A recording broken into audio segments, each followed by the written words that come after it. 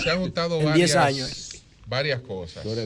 Venimos de una pandemia, de una situación totalmente inesperada.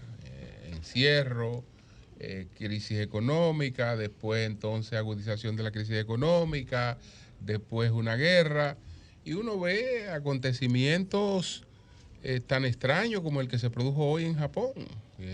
Una sociedad que no tiene esa cultura, pues al principal líder político lo asesinan en una calle, un individuo en una manifestación que evidentemente tenía problemas de salud mental. Entonces hay una preocupación por el tema de la salud mental, creo que como nunca en otras etapas. ¿Lo percibe así?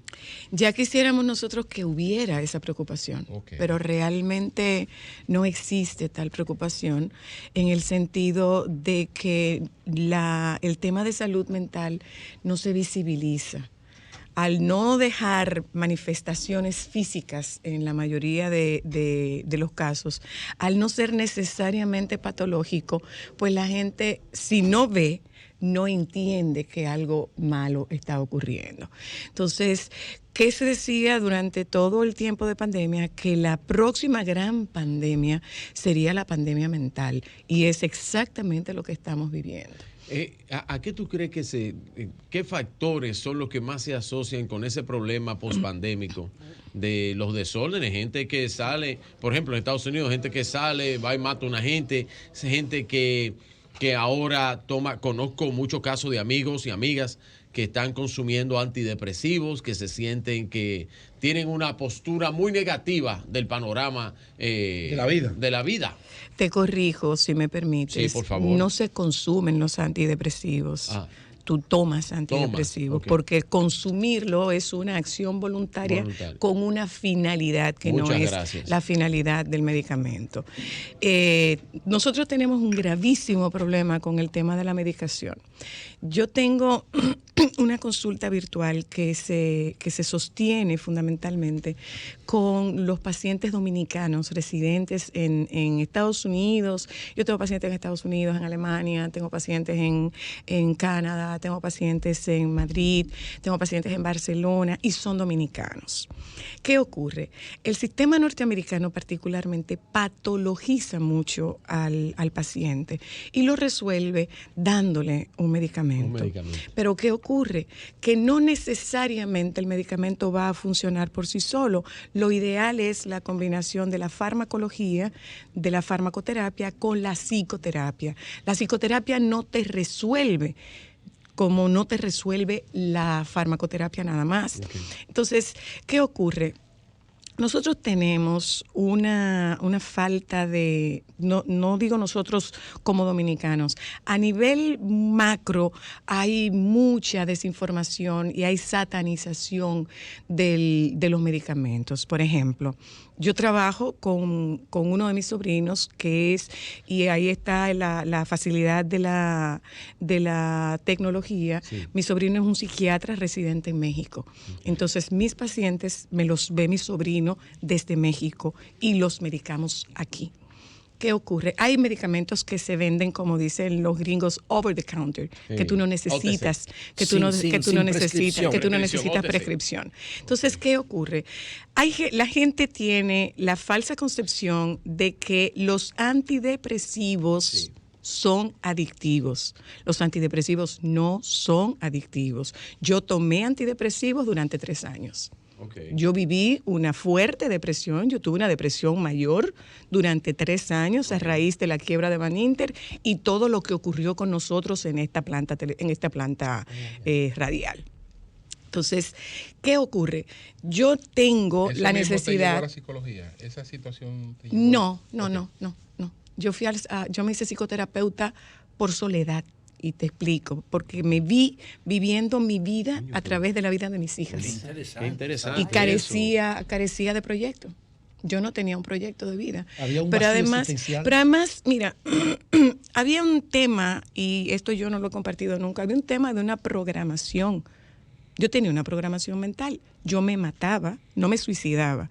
Yo me mataba en un accidente de tránsito un sábado en la tarde en un vehículo rojo en la intersección de López de Vega con Gustavo Mejía Ricard. ¿Cómo así? Mi cerebro lo tenía. No. Cuando yo hacía, yo he hecho cualquier cantidad de cursos de autoayuda y de cursos de crecimiento personal hace cualquier cantidad de tiempo.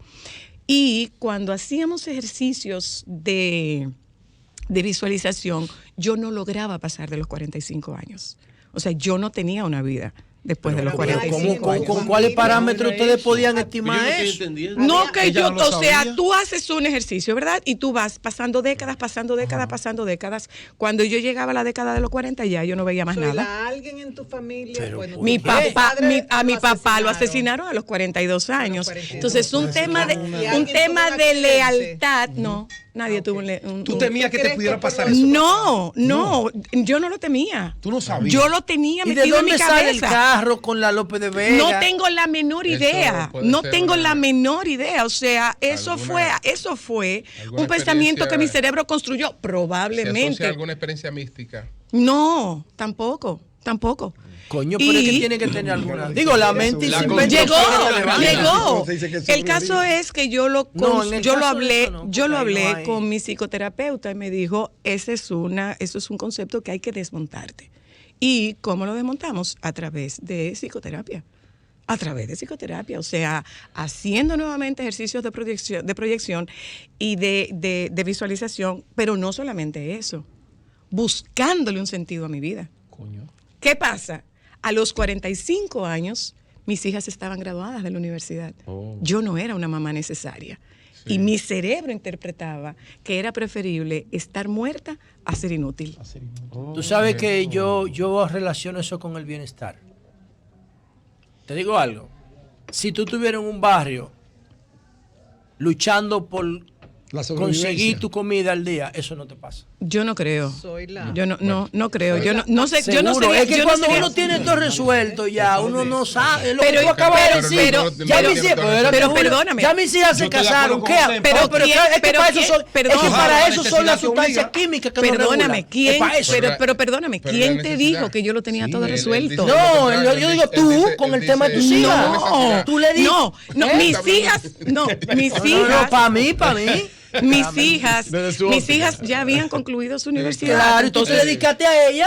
Exacto. Ya tú no tenías mis que hijas, hacer. no. Claro que tenía que hacer. Lo que yo no tenía era un proyecto mío, personal. Y ahí es donde. Tú ves, si tú tuvieras que levantarte a buscar tu comida, a ablandar habichuela, a saber de dónde va a salir el pollo. José, no hay tiempo para eso. José, déjame darte un dato. Yo vengo de una familia, Lea conoce mi familia, yo vengo de una familia económicamente muy sólida, en Agua. Sí. Pero mis hijas no eran hijas de mi familia, por lo tanto, yo tuve en un momento determinado, yo me vi sin un peso. Pero es una coyuntura, soy la una persona realizada. Pero no soy la que yo estoy evaluando. Yo lo que quiero decir es. Oye, perdón, que quiero, para no dejar esto en el aire. El sistema de compensación de nuestro cerebro, los nervios pudendo abajo y el trigémino arriba, distribuyen una serie de sustancias químicas para estimular labores de sobrevivencia. Por supuesto. Cuando las labores de sobrevivencia están resueltas, esas sustancias siguen ahí. Entonces, dejan de producirse en las cantidades necesarias para mantener el equilibrio. Eso es lo que yo digo. Si una persona lucha por su vida todos los días, no se puede deprimir. Lógico. Hay algo orgánico. Eso es lo que yo quiero significar. ¿Me explico? Una cosa es que no se deprime y otra cosa es que no acepte que está deprimido. Son cosas diferentes. Para mí ese desequilibrio. Para poder disfrutar y aprovechar de la presencia de Zoila, voy a ser breve. Sobre la depresión. Dices 3 años tomando medicamentos. Entonces, ¿cómo superaste eso? Como paciente. ¿Qué tipo de depresión tenías? Si te hago la pregunta, pregunta, porque ahora cualquier tipo de persona está hablando de la depresión a través de las redes. Y una cosa es que la gente dé un testimonio y otra cosa es que se pongan a aconsejar. Yo tenía una depresión química, un desbalance químico en mi cerebro que hizo que me suministraran el medicamento. Claro. Había una, sí, por supuesto, un psiquiatra y una psicoterapeuta. Y me encontré con una actividad que para mí fue muy gratificante. Cuando tú estás en un proceso depresivo, los terapeutas lo primero que buscamos es la red de apoyo que tiene ese paciente. Si no tienes red de apoyo, buscamos cómo construirle una red de apoyo. ¿Y en tu caso? En mi caso fue el gimnasio. Yo encontré un grupo de mujeres que fueron mi red de apoyo y yo estuve haciendo ejercicio y comencé a sentir, todavía no, comencé a sentir un bienestar y le dije al psiquiatra, yo no necesito el medicamento porque yo me siento bien. Y él me dijo, perfecto. Le dije, yo hice ejercicio y lo que yo estoy sintiendo me produce una sensación de placer que yo entiendo que no necesito más medicamento. Me dijo, hay una condición. Y es que en ese momento yo me iba para Tailandia por un mes. Me dijo, no te puedo quitar el medicamento mientras estás en Tailandia. Cuando tú regreses, hablamos de desmontar el medicamento. Y paulatinamente me fueron quitando el medicamento. Entonces, a propósito de lo que ella dijo de cómo se sentía después del ejercicio. ¿Tú te quieres aprovechar a hacer la petición? Es porque es interesante. Cuando tú corres... O sea, yo soy interesante, José Lelú. Oye, yo no. Lo que tú dices, oye. Yo no. O sea, yo no. También. Oye, tú también. Oye, yo estoy diciendo que lo que ella dice es interesante. Gracias, José, gracias. ¿Por qué es interesante? Cuando yo voy al mirador, yo vivo observando todo. Yo me doy cuenta de que cuando tú llegas a la meta, yo he conversado eso con Antonio, que corre también allá, tú ves a todo el mundo riéndose. Por supuesto. Y tú dices, coño, pero ¿por qué esta gente está riendo? Tú tienes un boost. Es que tú tienes un boost de endorfina, dopamina, serotonina, oxitoxina. Y eso fue lo que a ti te pasó cuando tú incorporaste. Pero espera. ¿Tú sabes por qué ocurre eso? Yo había estado en medicamento antes. ¿Por qué la huida? ¿Por qué correr? Está asociado con la supervivencia. Claro. Volvemos al mismo punto. Claro. Zoila, con respecto a algo que dijo José, es muy interesante. ¿Quiénes son, desde el punto de vista tuyo y desde el punto de vista de las estadísticas, quiénes son los más deprimidos? ¿Son la clase media, alta, la baja? ¿Cuáles son los índices de depresión en la República Dominicana por clases sociales? ¿Tú tienes información o según tu experiencia? Mira, nosotros no tenemos registros de nada de eso. Pero fíjate qué pasa. Desde la experiencia. Hay una situación, hay varias situaciones aquí. Y una de esas situaciones es que de alguna manera da estatus decir que tú ves un psiquiatra. Pero no da estatus decir que tú ves un psicólogo.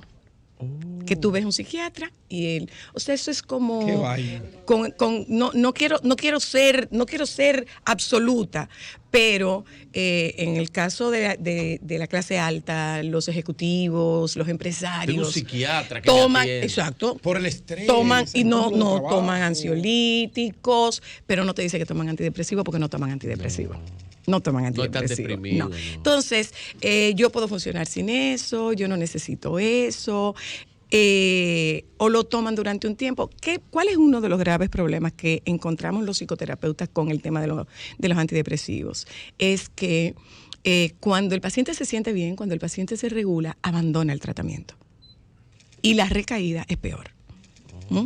Entonces, no quisiera que se nos escapara el tema de la adicción o la dependencia.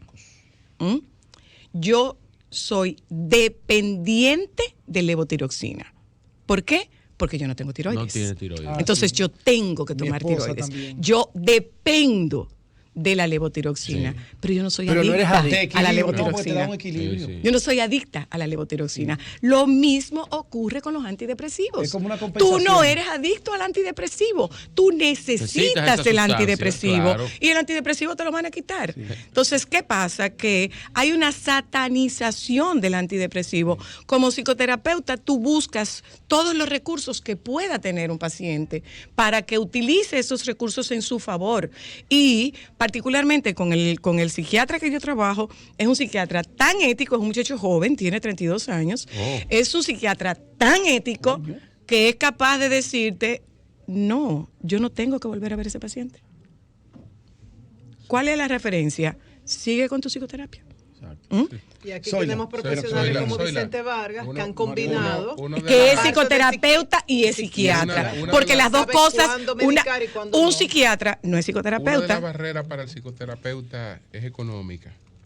Porque hasta ahora, hasta donde tengo entendido, no forma parte del paquete de la seguridad social, del catálogo de la seguridad social. No la cubre. No la cubre. Entonces, cuando estamos hablando de que una familia tiene una persona que tiene que someterse a este procedimiento, estamos hablando de una inversión extra. 3.500 una consulta. Y entonces cada sesión. Cada sesión también tiene su costo, ¿no? Dependiendo del profesional.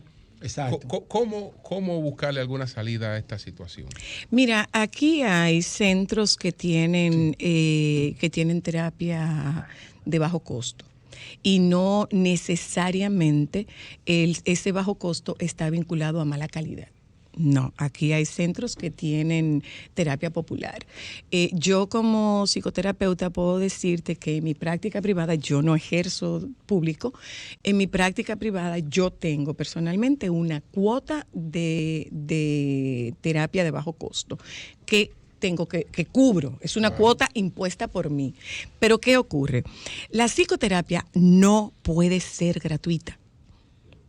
¿Por qué eso? Porque no hay compromiso del paciente. No se valora. No hay compromiso del paciente. Lo que no te cuesta, así sea una cuota honorífica. Sí. El paciente, aunque fuese simbólica, el paciente tiene que pagarlo. Es decir, porque eso forma parte de la importancia. Pero por supuesto, y el compromiso con el proceso terapéutico.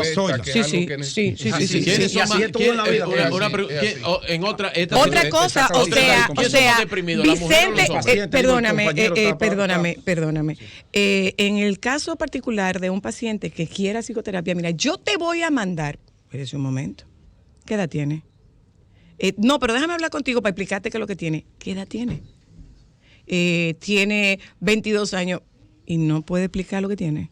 Es una decisión de él. No. Si va o no primero, mira, yo no. ¿Y si él no tiene esa capacidad para decidir que está, como tú decías ahorita? No. Mira, la psicoterapia tiene que ser voluntaria. No puede ser impuesta. ¿A qué me refiero? Hay relaciones de pareja, hay relaciones familiares en las cuales, en el caso de las madres o de los padres, no permiten que los hijos crezcan. Y yo tengo que buscarle un terapeuta, yo le busqué un terapeuta y le hacen la cita. Y te llevan al muchacho. Entonces yo le digo, o sea, no entiendo, si el paciente es él, yo no tengo nada que hablar con usted. Yo hablo con el paciente para saber primero si es por voluntad propia que está ahí. Entonces, hay madres que entran otra vez para que tú le digas qué fue lo que pasó. No es que eso forma parte del derecho de confidencialidad que tiene todo paciente. Zoila, tú decías ahorita de ese tránsito, de tu vida, en donde tú estabas paralizada, no sabías qué querías, no sabías hacia dónde iba, prácticamente estaba neutro, como se dice en las transmisiones. Frisá. Y ni voy para acá ni voy para allá. ¿Verdad? Entonces, eso es lo que le pasa a los artistas. Y ahí hay un poco de lo que dice José. Tengo tanto que nada me llena. Avicii, compadre. Mira. Avicii. Y caen entonces en las drogas. Avicii. O otros inteligentes se van a la religión. Bueno, yo no sé qué tan inteligente sea irse a la religión. No sé qué tan inteligente sea irse. No sé qué tan inteligente sea irse a la religión cuando irte a la religión significa que te fanatices.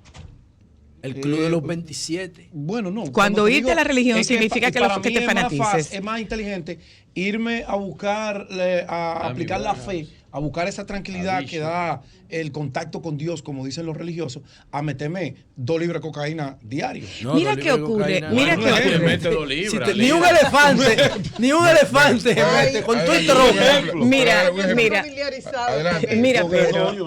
Mira, Pedro, en mi caso, particularizando con mi experiencia, yo entiendo que parte de lo que pudo haber ocurrido conmigo fue que mi proyecto de vida concluía cuando se entregaran 2 mujeres de bien a la sociedad.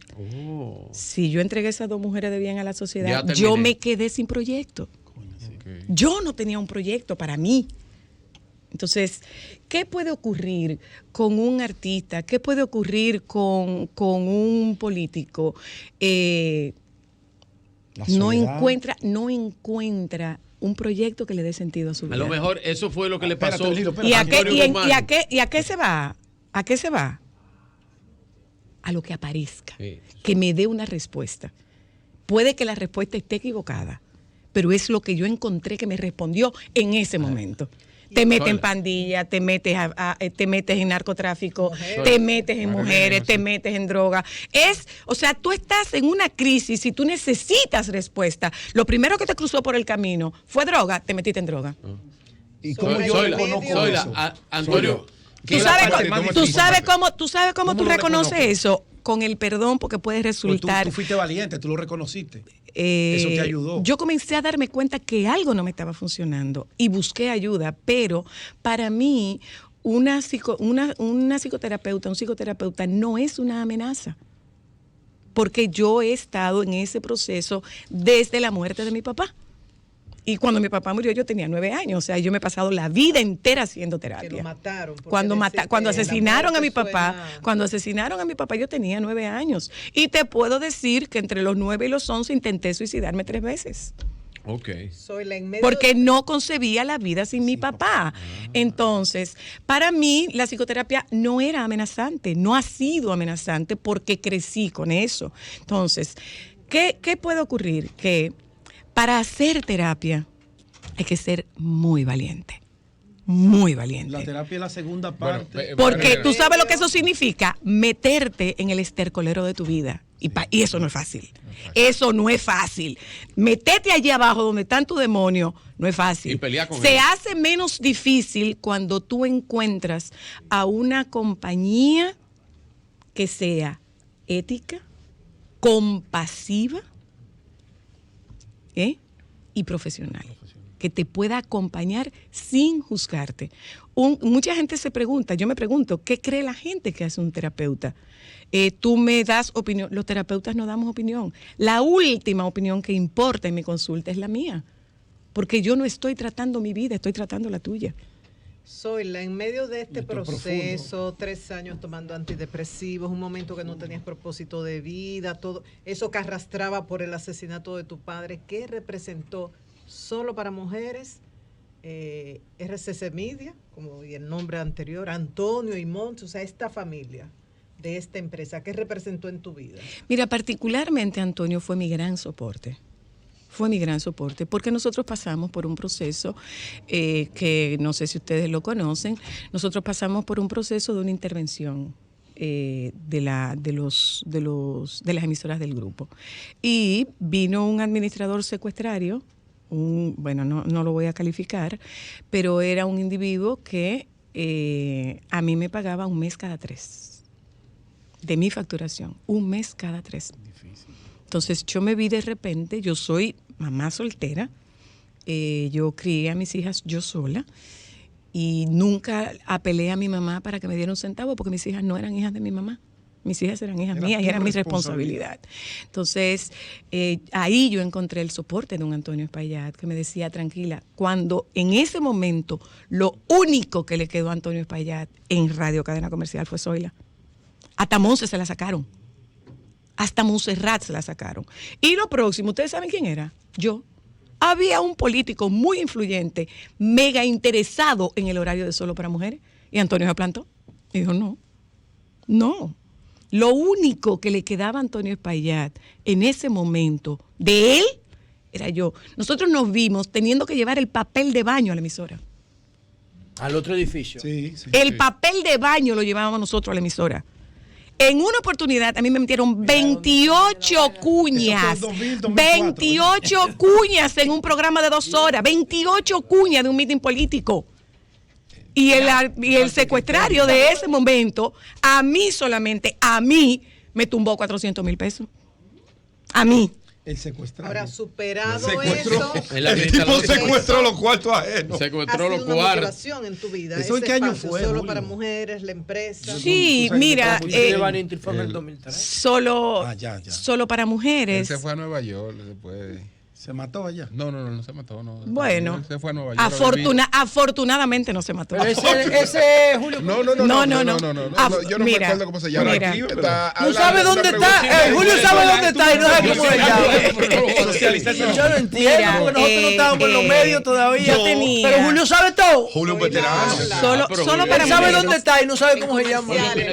Más de 30 años. Solo para mujeres. Fue además de una muy buena plataforma, fue igualmente una plataforma para yo crecer como persona y como mamá. Ya me lo escribieron. No olvides. No, yo no lo voy a decir por Zoila. Porque ella lo pudo haber dicho y no lo dijo. Pero ya la gente empezó a escribir.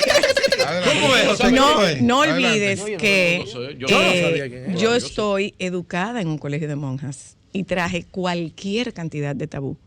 Solo para mujeres me educó sexualmente.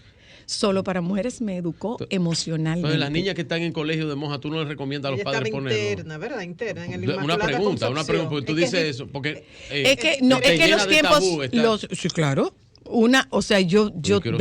Yo vengo de una educación de monjas españolas. Inmaculada Concepción. Yo estuve interna 3 años. Sí, claro, yo estuve en un internado durante 3 años. Y tuve cualquier cantidad de tabú sexual. Y afortunadamente, profesionales que venían a Solo para Mujeres me hicieron educarme en materia de, perdonando la redundancia, de educación sexual. Entonces, los profesionales que venían a Solo para Mujeres me fueron abriendo los ojos, porque, ¿qué pasa? Yo leía, Jackie Núñez me enseñó a leer 1 hora por cada 10 minutos. O sea, si yo tenía una entrevista de 10 minutos, yo tenía que leer 1 hora. Entonces decía, pero esto es una carrera universitaria. Y Luis Vergés me dijo, Zoila, no vas a poder ejercer hasta que no tengas el título. Inscríbete en la universidad. Un viernes en la tarde, mis hijas se habían ido de fin de semana, me cortaron la luz. Yo miré al pasillo de mi casa y dije, ¿qué yo estoy haciendo con mi vida? Y ahí yo me hice psicoterapeuta. Terminé la psicología e inmediatamente comencé la maestría. Yo tengo una maestría en intervención en psicoterapias con UNIBE y la Universidad de Salamanca, o sea, yo tengo doble titulación en esa maestría y me mantengo constante y permanentemente en actualización, yendo a Europa 1 vez al año, tomando cursos virtuales ahora que la pandemia nos encerró y la verdad es que para mí es apasionante. Yo no quisiera irme sin compartir con ustedes. Cuando viajamos a Nueva York, es que hay que darte un baño de pueblo ahí con el teléfono. Oye, yo veía a Zoila, nosotros viajamos a Nueva York en una ocasión con Sol de la Mañana.